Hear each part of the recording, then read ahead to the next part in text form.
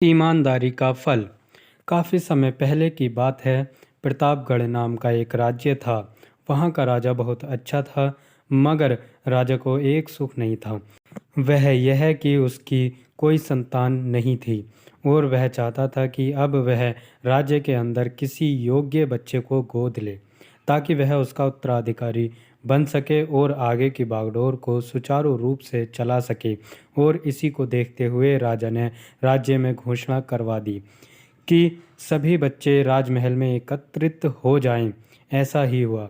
राजा ने सभी बच्चों को पौधे लगाने के लिए भिन्न भिन्न प्रकार के बीज दिए और कहा कि अब हम 6 महीने बाद मिलेंगे और देखेंगे कि किसका पौधा सबसे अच्छा होगा। महीना बीत जाने के बाद भी एक बच्चा ऐसा था जिसके गमले में वह बीज अभी तक नहीं फूटा था, लेकिन वह रोज उसकी देखभाल करता था और रोज पौधे को पानी देता था। देखते ही देखते 3 महीने बीत गए। बच्चा परेशान हो गया। तभी उसकी माँ ने कहा कि बेटा, धैर्य रखो, कुछ चीज़ों को फलने में ज़्यादा वक्त लगता है। और वह पौधे को सींचता रहा। 6 महीने हो गए। राजा के पास जाने का समय आ चुका था, लेकिन वह डरा हुआ था कि सभी बच्चों के गमलों में तो पौधे होंगे और उसका गमला खाली होगा। लेकिन वह बच्चा ईमानदार था और सारे बच्चे राजमहल में आ चुके थे। कुछ बच्चे जोश से भरे हुए थे क्योंकि उनके अंदर राज्य का उत्तराधिकारी बनने की प्रबल लालसा थी। अब राजा ने आदेश दिया। सभी बच्चे अपने अपने गमले दिखाने लगे, मगर एक बच्चा सहमा हुआ था क्योंकि उसका गमला खाली था। तभी राजा की नज़र उस गमले पर गई। उसने पूछा, तुम्हारा गमला तो खाली है।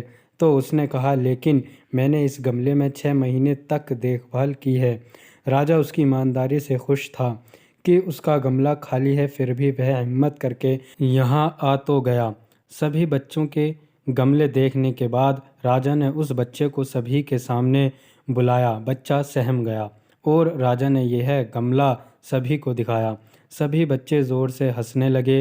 राजा ने कहा, शांत हो जाइए, इतना खुश मत होइए।